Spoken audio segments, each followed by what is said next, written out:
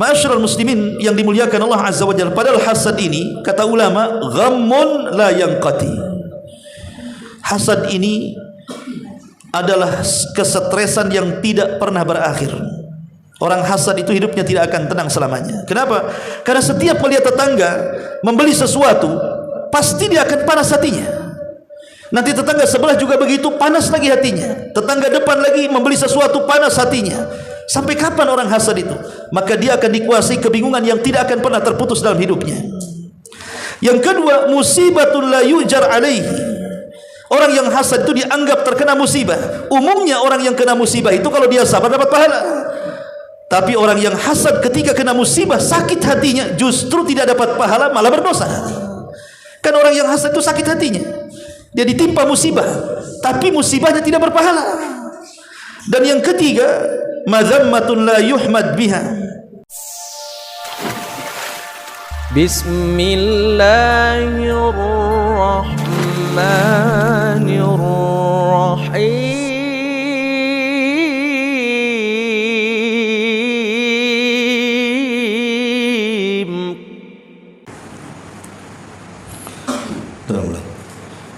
Bismillahirrahmanirrahim. Assalamualaikum warahmatullahi wabarakatuh.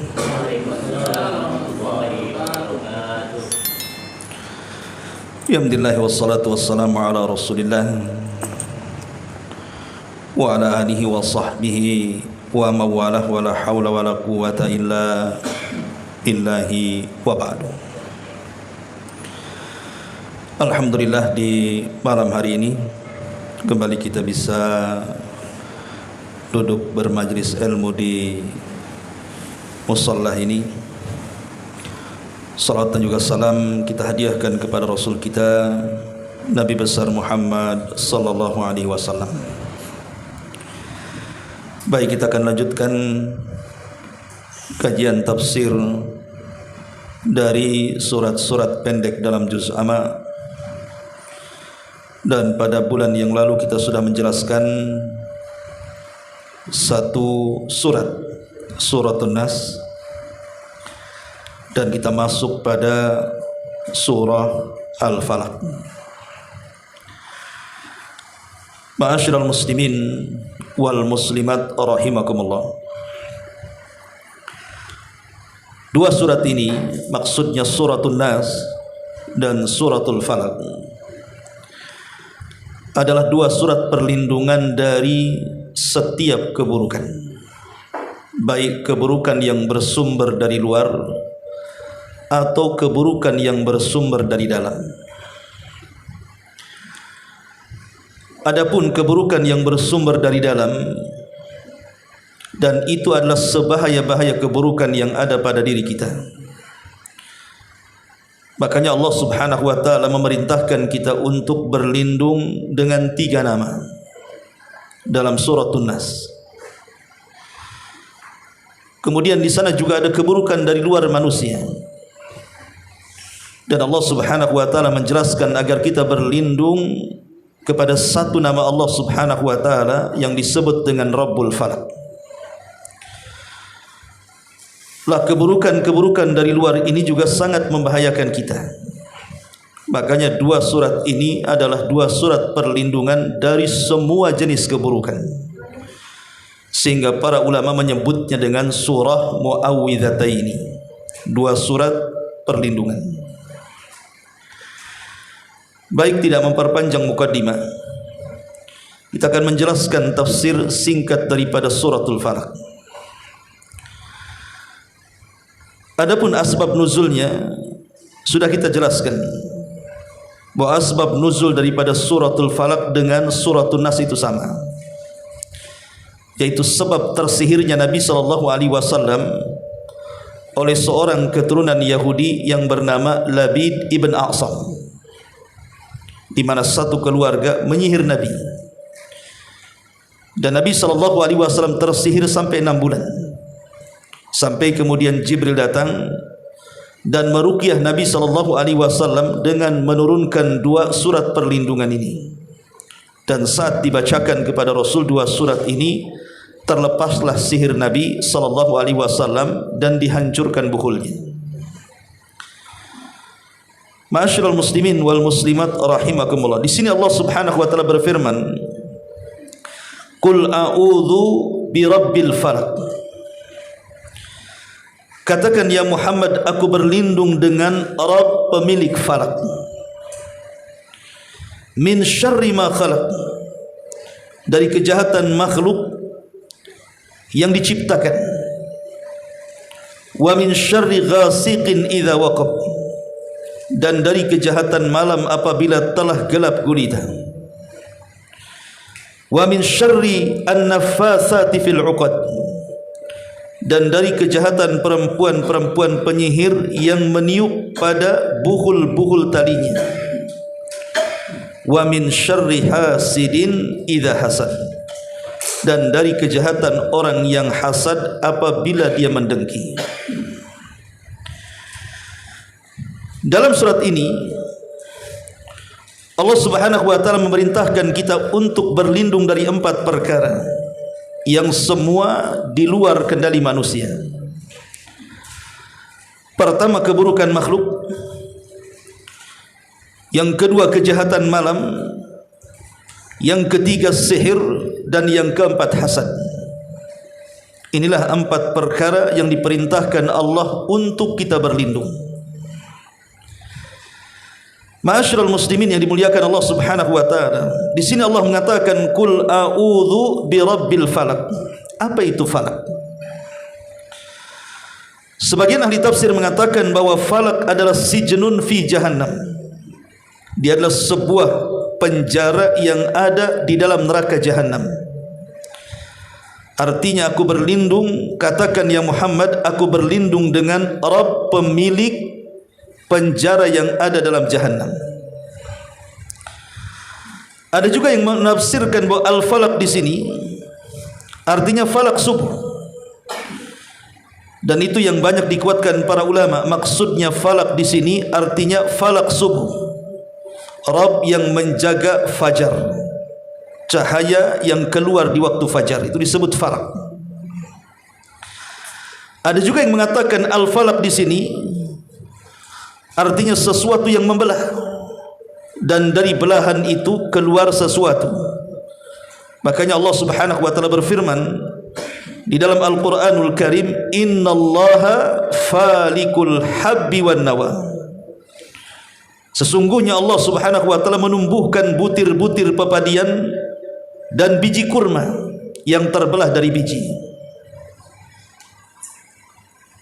Makanya ada istilah di dalam Al-Quran itu, ada namanya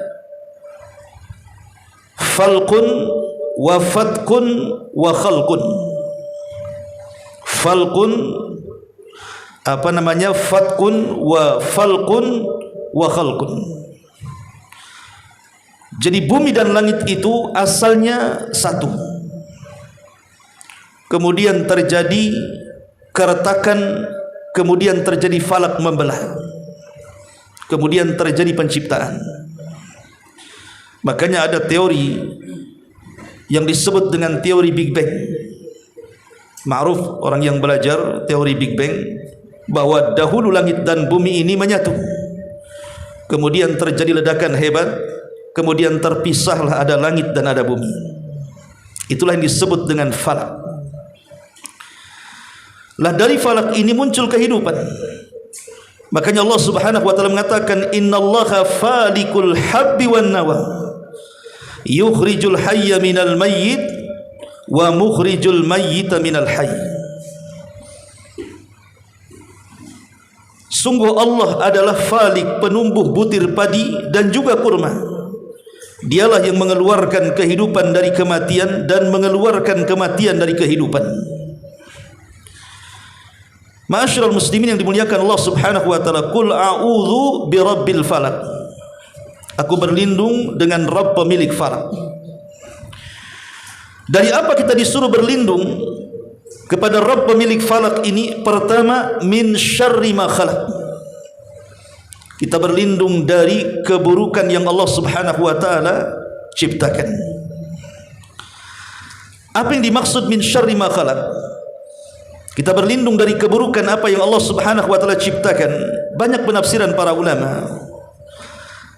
Ada yang mengatakan maksudnya min syarri ma khalaq adalah iblis. Jadi kita berlindung dari iblis dan syaitan. Karena tidak ada ciptaan Allah Subhanahu wa taala yang paling buruk melainkan iblis laknatullah. Maka kita berlindung dari min syarri ma khalaq, artinya berlindung dari iblis. Ini satu pendapat. Pendapat yang kedua, maksudnya min syarri ma khalaq adalah jahannam. Jadi neraka jahannam, dan neraka adalah seburuk-buruk makhluk yang Allah ciptakan, karena jahannam adalah tempat penyiksaan. Jadi kita berlindung dari neraka Allah Subhanahu wa taala. Dan itu banyak dalam hadis-hadis Nabi sallallahu alaihi wasallam, disuruhnya kita berlindung dari api neraka. Kemudian pendapat yang ketiga, maksudnya min syarri ma khalaq adalah dari keburukan min syarri asnafil hayawanatil mu'dhiyah. Kita berlindung kepada Allah dari setiap hewan-hewan yang bisa menyakitkan manusia, seperti umpamanya harimau, macan, buaya, gajah dan yang semacamnya. Karena terkadang hewan-hewan ini bisa menyakitkan. Ataupun mungkin binatang-binatang yang beracun, seperti ular, kalajengking, ataupun mungkin binatang-binatang yang lebih kecil daripada itu, nyamuk, kecoa dan yang semacamnya. Jadi kita berlindung kepada Allah dari hewan-hewan yang bisa menyakitkan manusia atau menyakiti manusia. Ada juga yang keempat, yang dimaksud min syarri ma khalaq, artinya ma khalaqa minal amradi wal asqam. Kita berlindung kepada Allah dari setiap amrad, penyakit-penyakit, baik yang tidak menular ataupun menular, atau lebih jauh daripada itu, berlindung kepada Allah dari keburukan seperti kekeringan, hujan yang membawa banjir, kebakaran dan yang semacamnya. Jadi kalau terjadi musibah banjir, kekeringan, kebakaran, maka berlindunglah kepada Allah dengan membaca suratul Falaq. Dan ada juga yang mengatakan maksudnya min syarri ma khalaq adalah keburukan manusia. Karena keburukan manusia ini paling banyak dilakukan, baik secara perbuatan, baik secara ucapan, baik secara niat. Terkadang keluar keburukan dari manusia. Secara perbuatan seperti berdusta, melakukan kezaliman, melakukan aniaya, melakukan penipuan dan pengkhianatan dan yang semacamnya. Dari ucapan manusia seperti ghibah, namimah, ucapan-ucapan merendahkan, menghinakan, ataupun mungkin mengadu domba dan yang semacamnya. Atau dari hati manusia, seperti munculnya hasad, kedengkian, kebencian dan yang semacamnya. Itu semua bagian daripada min syarri ma khalaq. Atau mungkin lebih daripada itu, keburukan yang Allah ciptakan, termasuk juga musibah-musibah dan gangguan waswas syaitan. Artinya min syarri ma khalaq itu umum, mencakup segala macam keburukan yang akan menimpa manusia, baik keburukan secara takdir seperti kebakaran, banjir dan yang semacamnya, ataupun keburukan yang datang dari hewan yang akan menyakiti manusia, atau keburukan dari manusia itu sendiri. Karena Allah Subhanahu wa taala ketika menciptakan makhluk itu tidak semua baik. Ada juga makhluk yang baik, ada makhluk yang tidak baik. Seperti Allah menciptakan tumbuh-tumbuhan, ada yang bisa kita makan, ada yang beracun kita makan. Allah menciptakan buah-buahan, juga ada yang bisa kita makan, ada yang tidak bisa kita makan. Allah ciptakan ikan-ikanan juga sama, ada yang bisa kita makan, ada yang tidak bisa kita makan, dan semacamnya. Termasuk di dalamnya adalah keburukan yang dimunculkan oleh manusia. Karena Allah ketika menciptakan manusia, ada yang baik, ada yang tidak baik. Ada manusia itu yang akalnya berfungsi, kemudian mengikuti ilham kebaikan. Tapi ada yang kemudian hawa nafsunya yang lebih berfungsi, akhirnya mengikuti syahwatnya. Jadilah dia orang baik, jadilah dia orang jahat yang menebar keburukan. Makanya di sini Allah Subhanahu wa taala mengatakan min syarri ma khalaq.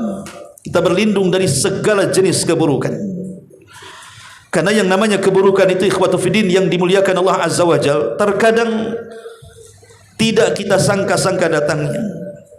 Ada kawan yang kita anggap baik, rupanya dia pula pendusta dan pengkhianat. Ada orang yang kita anggap baik, rupanya dia pula yang paling hasad dengan kita. Ada orang yang kita anggap baik, rupanya dia pula yang senantiasa menyakiti dan menzalimi kita di luar pengetahuan kita. Makanya kita harus berlindung dari setiap keburukan-keburukan seperti ini. Min syarri ma khalaq.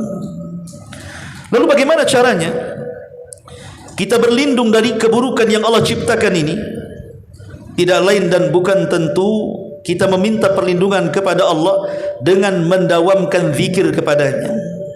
Seperti umpamanya Nabi SAW mengajarkan doa dalam zikir, Bismillahi la yadhurruhu ma'asmihi syai'un fil ardi wala fis sama wa huwa samiul alim.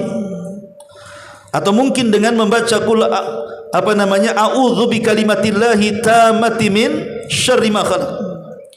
Atau umpamanya berdoa bismillahi tawakkaltu 'ala Allah la haula wala quwata illa billah. Kita berlindung dengan cara melindungi kita kepada Allah Subhanahu wa taala dengan doa dan zikir kita. Makanya Nabi SAW mengatakan, apabila kita menginjak kaki di tempat yang membuat kita angker, mungkin di tempat-tempat yang menyeramkan, maka Nabi SAW menganjurkan supaya kita membaca a'udzu bi kalimatillahi tammati min syarri ma khalaq.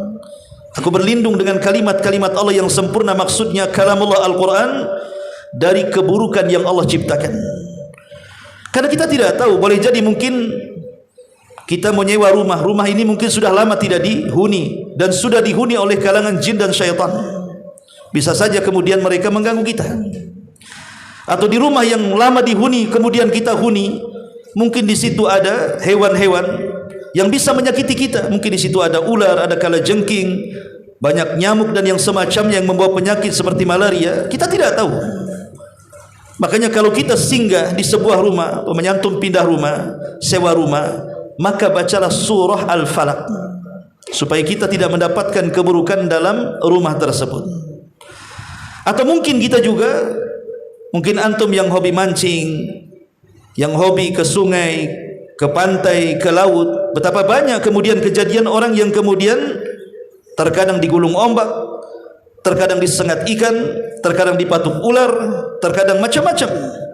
Yang namanya sungai di situ, di sekelilingnya kebun atau hutan, kan kita tidak tahu di situ banyak binatang. Maka sesampainya di tempat itu baca suratul Falaq supaya kita terhindar dari keburukan di tempat itu, atau membaca a'udzu bi kalimatillahi tammati min syarri ma khalaq. Dan banyak lagi cara berlindung dari keburukan yang Allah Subhanahu wa taala ciptakan. Kemudian Allah Subhanahu wa taala berfirman, keburukan apalagi yang kedua, min syarri ma khalaq wa min syarri ghasiqin idza waqab. Apa maksudnya ghasiq idza waqab di sini?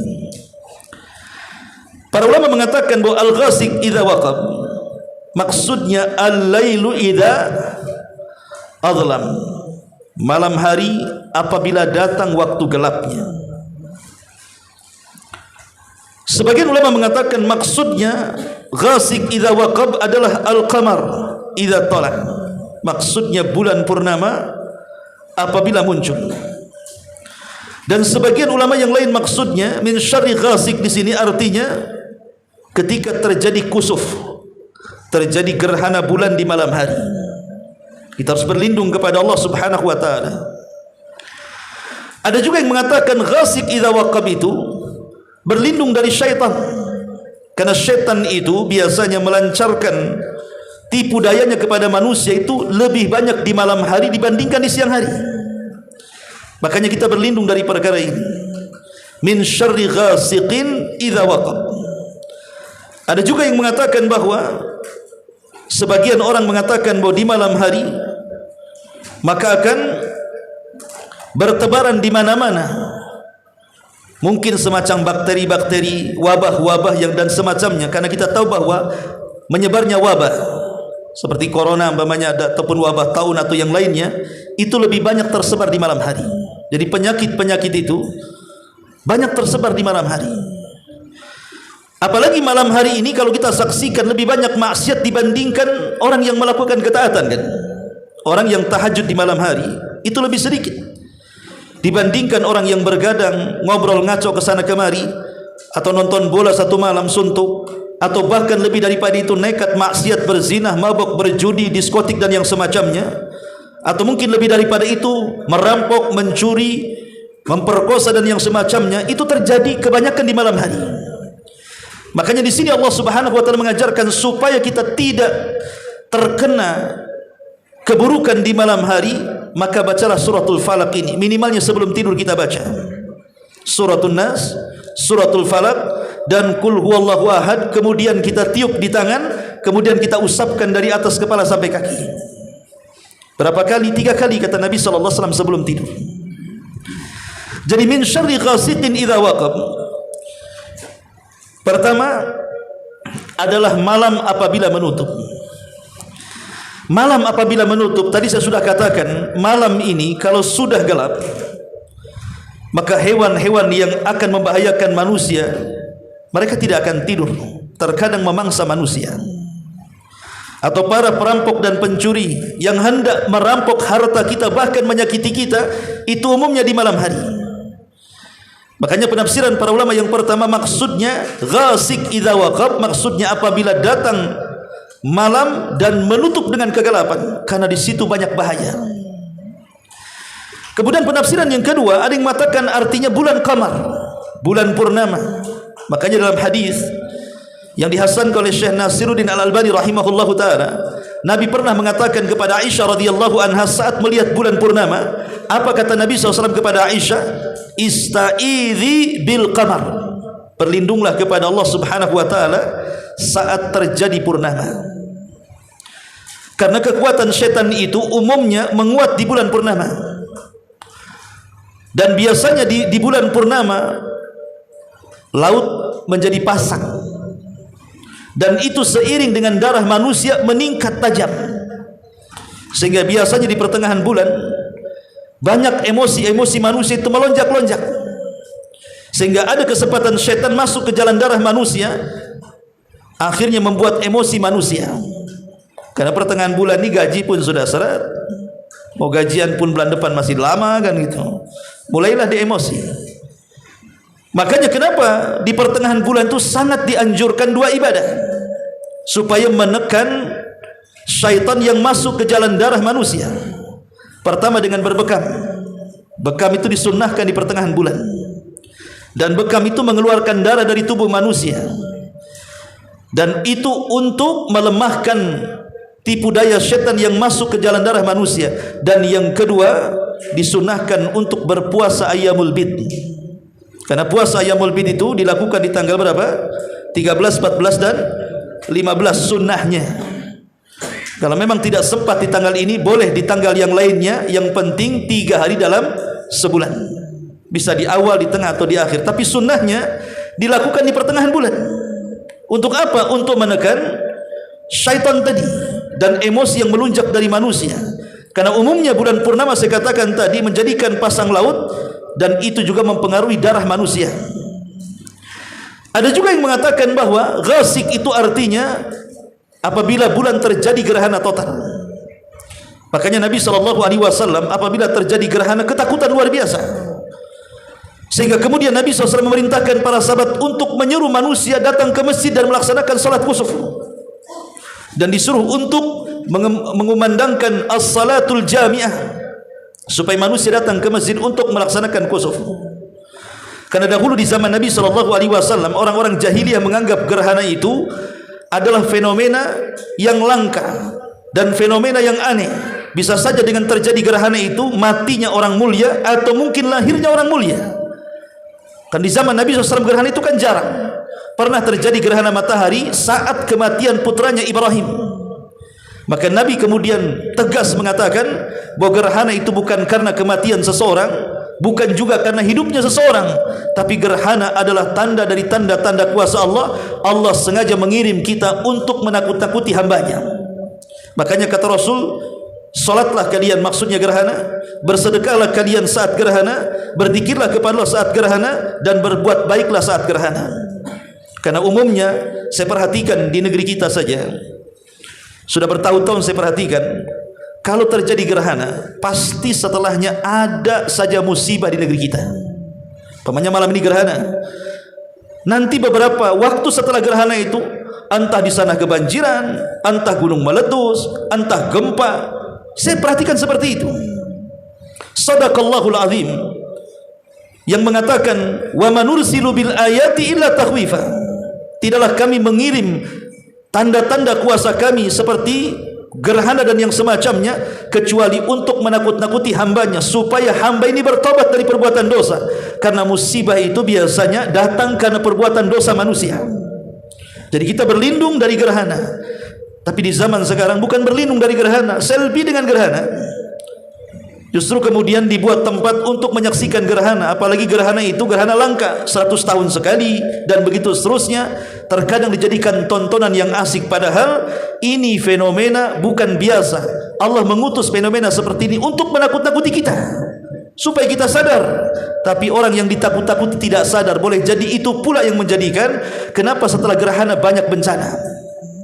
Maka kita berlindung dari gerhana, maksudnya ghasiqin idza waqab. Ma'asyiral muslimin wal muslimat rahimakumullah. Ini yang kedua, wa min syarri ghasiqin idza waqab. Kemudian yang ketiga, Allah Subhanahu wa taala juga merintahkan kita berlindung kepada Rabb pemilik falak dari apa? Min syarrin naffatsati fil 'uqad. Apa maksudnya min syarrin naffatsati fil 'uqad?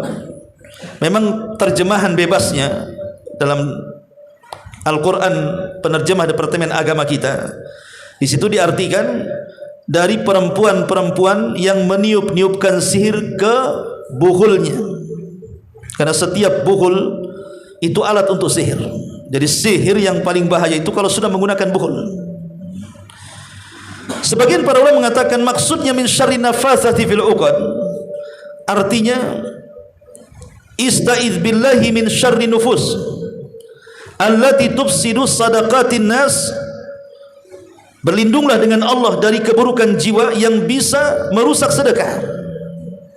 Jadi nafasati fil 'uqad artinya berlindung dari jiwa-jiwa yang bisa merusak sedekah. Karena betapa banyak orang-orang yang kemudian bersedekah, yang tadinya ikhlas kemudian berubah menjadi riya. Bahkan lebih daripada itu, menyakiti orang yang kita sedekahi dengan cara mengungkit-ungkit dan menyakiti hatinya. Ini satu penafsiran. Penafsiran yang kedua, maksudnya istaiz billahi min syarri fi'atil lati tuhradu ala muharabatil khulafa'i wal wulad wa naqdi bai'atihim. Artinya berlindung kepada Allah Subhanahu wa taala dari sekelompok orang yang suka kemudian menghembus-hembuskan pemberontakan kepada para pemimpin-pemimpin manusia, pemimpin-pemimpin negara. Jadi ada sekelompok orang itu yang mereka itu senantiasa ingin menyingkirkan pemerintah dan mengganti pemerintah yang baru. Padahal kita tahu setiap generasi terkadang datang pemerintah baru, kemudian banyak orang yang mengatakan rupanya pemerintah lama jauh lebih baik dibandingkan pemerintah baru. Nanti pemerintah baru tumbang, datang pemerintah lain lagi, maka orang-orang mengatakan sebelumnya lebih baik daripada sesudahnya. Sampai kapan seperti ini? Maka kita berlindung dari pemberontakan, karena pemberontakan kepada pemerintah itu bagian daripada sifat khawarij. Ini yang kedua. Yang ketiga, maksudnya adalah istaiz billahi min syarril jama'atil lati tashuqqu safwa tudammir wihdatal muslimin. Berlindung kepada Allah dari keburukan kelompok-kelompok yang bisa memecahkan barisan kaum muslimin. Berlindung kepada Allah dari orang-orang yang suka memecahkan barisan kaum muslimin, sengaja membuat perpecahan di tengah-tengah kaum muslimin. Itu yang ketiga. Kemudian yang terakhir, ada juga yang mengatakan, dan ini yang banyak ditafsirkan para ulama, dan ini yang benar wallahu alam, artinya kita berlindung dari sihir. Kenapa kemudian Allah membahasakan dengan nafasat, perempuan-perempuan sihir? Bukankah laki-laki juga ada penyihir jadi dukun? Jadi Allah Subhanahu wa taala ingin menyebutkan orang yang paling bahaya. Kalau ada dua penyihir, yang satu perempuan, yang satu laki-laki, biasanya yang paling bahaya adalah penyihir perempuan. dibandingkan penyihir laki-laki. Dua-duanya bahaya, tapi umumnya penyihir perempuan itu lebih sakti dan lebih bahaya. Kenapa alasannya? Karena perempuan itu berbeda dengan laki-laki. Perempuan kalau berbuat jahat, maka hilang akalnya. Karena perempuan itu memiliki dua kelemahan. Pertama, kurang akalnya. Yang kedua, kurang agamanya. Kurang agamanya, kalau dia sedang haid dia tidak salat, sedang haid dia tidak boleh puasa, sedang haid tidak boleh melayani suaminya. Jadi banyak ibadah-ibadah terhalang dengan haidnya. Yang kedua, akalnya tidak berfungsi karena perempuan lebih mengikuti perasaan. Sehingga kalau ada perempuan jadi tukang sihir, maka dia akan totalitas menyembah setan karena kurang agama. Apapun yang diminta oleh setan pasti totalitas, dia akan menyembah dengan sepenuh-penuhnya menyembah. Makanya setan pun akan totalitas untuk membantu sihirnya.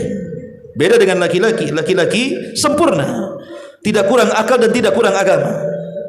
Makanya kalau ada penyihir, terkadang mereka masih bisa bertobat kepada Allah Azza wa Jalla. Makanya Allah membahasakan min sarri naffatsati fil 'uqad. Dan tentunya penafsiran ini juga sesuai dengan asbab nuzul, sesuai dengan sebab turunnya ayat ini.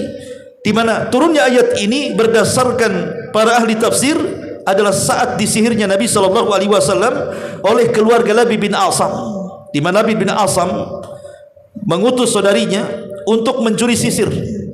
Yang biasa Rasul bersisir dan di sisir itu ada ikatan rambut Nabi SAW, 11 ikatan. Lah dengan sisir dan rambut Nabi inilah kemudian oleh keluarga Labid bin Asam dijadikan buhul dan diletakkan di satu sumur namanya Ronuna. Sumurnya masih ada sampai sekarang, dipagar dan dijadikan destinasi ya wisata untuk melihat bahwa di sumur itu pernah terjadi penyihiran kepada Nabi SAW di kota Madinah, namanya Ronuna. Lah saat sadar Nabi SAW merintahkan Ali untuk melihat ke sumur itu. Rupanya sumur itu sangat menyeramkan. Saat Ali meminta izin kepada Rasul untuk turun dan mengambil buhulnya, Rasul melarangnya. Dikhawatirkan kalau diambil buhulnya akan menyebar keburukan di bumi. Makanya Rasul mengatakan kubur sumur itu. Akhirnya dikuburlah sumur itu. Artinya dengan cara memendamnya. Menghancurkan buhul itu bisa dengan cara bakar, bisa dengan cara dibuang jauh ke lautan sana, ataupun dengan cara dipendam. Karena bagaimanapun sihir itu ada sesuatu yang nyata, bukan sesuatu yang khayal, tidak, sesuatu yang nyata. Memang sihir itu terbagi banyak. Ada sihir khayali seperti yang kita kenal dengan hipnotis, itu khayali namanya. Sebagaimana Nabi Musa alaihi salatu wasallam pernah terkhayalkan dilempar oleh tukang-tukang sihir Fir'aun dengan tali tadi, kemudian berubah menjadi ular. Padahal itu tali, tapi terkhayalkan di mata Nabi Musa seolah-olah itu ular kecil. Itu namanya khayali. Kalau sekarang diistilahkan dengan hipnotis namanya. Ya. Karena ada orang yang tidak terima kalau hipnotis itu bagian daripada sihir khayali. Kita katakan hipnotis itu bagian daripada sihir khayali. Betapa banyak orang yang tidak sadar dihipnotis, kemudian diambil gelangnya, diambil antingnya, diambil uangnya, diambil dompetnya, ditipu orangnya. Kalau bukan sihir apa namanya?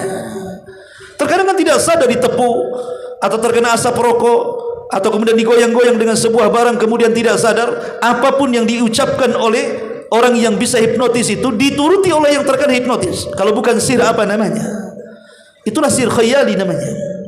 Tapi di sana ada sihir yang paling bahaya, yang disebut dengan sihir hakiki, yang bisa terkadang membuat orang terbaring bertahun-tahun, bahkan membuat orang ini sakit berbulan-bulan, bertahun-tahun, bahkan sampai mengalami kematian. Makanya kenapa dalam ilmu dunia perdukunan sihir itu adalah yang paling bahaya dibandingkan tukang ramal. Tukang ramal bahaya ya, karena membuat kegoncangan manusia, membuat kepanikan manusia, tapi tidak membahayakan tubuh manusia. Lain dengan sihir. Sihir itu zalim. Kenapa? Karena membuat manusia sakit, bahkan sampai kemudian mengalami pembunuhan. Bahkan terkadang mengalami keretakan suami istri, akhirnya bercerai gara-gara sihir. Dan begitu seterusnya. Ikhwatu fiddin yang dimuliakan Allah Subhanahu wa taala. Min syarri naffatsati fil 'uqad. Kita berlindung dari sihir wanita-wanita saat meniupkan buhulnya. Ma'asyiral muslimin wal muslimat rahimakumullah. Tapi kalau kita melihat dalam Al-Quran, dalam surah Al-Baqarah, ketika kita menjelaskan tentang sejarah sihir yang berkenaan dengan kisah Harut dan Marut, umumnya sihir itu yang banyak di masyarakat dari dulu sampai sekarang adalah dua. Pertama, sihirul hub, yang disebut dengan ilmu pelet kalau di zaman sekarang. Betapa banyak orang-orang yang menggunakan ilmu ini, terutama orang-orang yang bekerja di dunia malam. Maaf, seperti wanita-wanita remang-remang, terkadang untuk menggoda supaya menggait pelanggan, maka terkadang mereka menggunakan sihir, menggunakan susuk dan yang semacamnya supaya kelihatan cantik, padahal dia adalah syaitan. Atau digunakan kepada suami istri. Atau yang kedua namanya sihir kebencian. Terkadang melihat suami seperti melihat setan, atau istri melihat suami seperti orang yang marah-marah dan begitu seterusnya, sehingga tidak harmonis keluarganya, atau sebaliknya. Lah itu namanya sihir tafrik, bisa memisahkan. Dan inilah dua sihir yang umum dilakukan di masyarakat, disebutkan dalam surah Al-Baqarah. Lah kita berlindung dari sihir karena memang bahaya sihir ini luar biasa. Dan yang terakhir, kata Nabi SAW, Allah Subhanahu wa taala berfirman, kita berlindung dari min syarri hasidin idza hasad, dari kedengkian orang yang hasad. Sebenarnya setiap orang itu punya hasad. Saya, Anda, siapapun itu punya hasad. Tidak ada manusia yang tidak punya hasad. Kenapa saya katakan demikian? Sebab kalau seandainya ada kawan kita, tetangga kita membeli rumah, punya kendaraan lebih bagus, mampu merenovasi rumah lebih bagus, lebih cantik, terkadang kita kepengen, keinginan kita ingin seperti dia, itu namanya hasad. Tetapi hasadnya orang baik disembunyikan, tapi hasadnya orang jahat ditampakkan. Yang dimaksud dalam ayat ini adalah hasadnya orang jahat ditampakkan dalam bentuk kemudian angan-angan bagaimana caranya nikmat orang itu hilang dan berpindah kepada kita. Itu namanya hasad. Hasad yang kita disuruh untuk berlindung kepada Allah seperti berlindungnya kita dari syaitan. Sebagaimana Allah perintahkan kita berlindung dari syaitan, begitulah Allah perintahkan kita berlindung dari hasad. Ma'asyiral muslimin yang dimuliakan Allah Azza wa Jalla, padahal hasad ini, kata ulama, ghammun la yanqati. Hasad ini adalah kesetresan yang tidak pernah berakhir. Orang hasad itu hidupnya tidak akan tenang selamanya. Kenapa? Karena setiap melihat tetangga membeli sesuatu, pasti dia akan panas hatinya. Nanti tetangga sebelah juga begitu, panas lagi hatinya. Tetangga depan lagi membeli sesuatu, panas hatinya. Sampai kapan orang hasad itu? Maka dia akan dikuasai kebingungan yang tidak akan pernah terputus dalam hidupnya. Yang kedua, musibatun la yujar alaihi. Orang yang hasad itu dianggap terkena musibah. Umumnya orang yang kena musibah itu kalau dia sabar dapat pahala. Tapi orang yang hasad ketika kena musibah, sakit hatinya, justru tidak dapat pahala, malah berdosa. Kan orang yang hasad itu sakit hatinya, dia ditimpa musibah, tapi musibahnya tidak berpahala. Dan yang ketiga, mazammatun la yuhmad biha, sesuatu yang tercela dan tidak akan mendapatkan pujian selamanya. Orang yang hasad itu umumnya bukan orang baik. Umumnya orang yang hasad itu bukan orang baik, mereka orang tercela. Karena dia zalim kepada tetangganya. Dengan segala cara dia ingin menghilangkan nikmat yang Allah anugerahkan kepada tetangganya. Padahal hasad ataupun tidak hasad, takdir Allah itu tidak mungkin berubah. Apakah dengan hasad tiba-tiba orang kaya jadi miskin? Apakah dengan orang hasad tiba-tiba orang sehat jadi sakit? Tidak, semua sudah ditakdirkan oleh Allah Azza wa Jalla. Kalau semua sudah ditakdirkan, ngapain kita hasad? Toh juga tidak ada pengaruhnya. Ya. Kemudian yang keempat, sukhtu Rabbi. Hasad ini mendatangkan murkanya Allah Subhanahu wa taala. Dan yang kelima, adamut taufiq, yauma la yanfa'u malun wala banun illa man atallaha biqalbin salim. Tidak akan diberikan taufik pada hari yang tidak bermanfaat harta dan anak-anak kecuali orang yang datang menghadap Allah dengan hati yang selamat. Karena hasad itu adalah penyakit iblis dan penyakit Qabil. Hasad adalah penyakit pertama yang muncul di langit. Hasadnya iblis kepada Adam. Bagaimana iblis tidak hasad? Melihat Allah menganugerahkan kepada Adam berbagai macam nikmat. Pertama, Allah ciptakan dengan kedua tangannya, sementara iblis tidak diciptakan dengan kedua tangan Allah. Yang kedua, dianugerahkan ilmu pengetahuan yang tidak diajarkan kepada para malaikat. Yang ketiga, Adam dimuliakan oleh Allah dengan diciptakan pasangan di sebelahnya, Hawa, dan dimasukkan ke dalam surga. Kemudian yang keempat, Adam alaihi salatu wassalam ditiupkan ruh yang disandarkan ruh kepada Allah, dan itu tidak berlaku kepada iblis. Makanya iblis hasad dengan Adam. Kok bisa Allah menciptakan makhluk yang diberikan banyak keutamaan padahal dia lebih dulu diciptakan dan dihidupkan di kalangan para malaikat di langit sana. Muncul hasadnya iblis. Dari hasad ini akhirnya dia sombong. Karena di antara sebab munculnya sombong itu hasad. Hasad dulu baru sombong. Ketika kemudian Allah perintahkan iblis untuk sujud, dia tak mau. Karena merasa bahwa Adam lebih rendah dibandingkan dirinya. Dia diciptakan dari api sementara dia dari tanah. Maka muncul sombong. Dari sombong ini ningkat menjadi kekufuran. Makanya Allah mengatakan aba wastakbara wa kana minal kafirin. Enggan karena hasad, sombong dia pun menjadi kafir. Maka lihat tingkatan mulai dari hasad berubah jadi sombong, dari sombong berubah jadi kufur. Hati-hati, hasad ini tangga kepada kekufuran. Ma'asyiral muslimin wal muslimat rahimakumullah. Hasad ini adalah musuhnya nikmat Allah Subhanahu wa taala. Kenapa demikian? Kenapa hasad itu disebut memusuhi nikmat Allah? Bayangkan Allah itu adalah zat yang maha adil ketika memberikan nikmatnya kepada kita kan. Allah itu sengaja membeda-bedakan rizki kepada manusia karena Allah tahu maslahat manusia. Ada orang kaya, kenapa Allah tidak miskinkan? Sebab kalau dia miskin dia bisa kufur. Ada orang miskin, kalau Allah buat kaya dalam sejenak dia bisa melampaui batas. Ada orang yang sakit, kenapa Allah tidak cepat sembuhkan? Sebab kalau dia sembuh maksiat lagi dia. Ada orang yang kemudian sehat tiba-tiba sakit supaya ditegur. Mungkin dia ketika dia sembuh dia suka melaksanakan kemaksiatan. Jadi Allah itu maha adil ketika memberikan nikmatnya kepada hamba-hambanya. Dan sudah sesuai dengan porsinya, sesuai dengan kemaslahatan kita. Kenapa kita hasad kepada orang? Karena hasad ini memusuhi nikmat Allah Subhanahu wa taala. Baik, sampai di sini. Kalau ada yang bertanya lagi. Subhanaka wa bihamdika asyhadu an la ilaha illa anta astaghfiruka wa atubu ilaik. Allahu ta'ala alam. Assalamualaikum warahmatullahi wabarakatuh.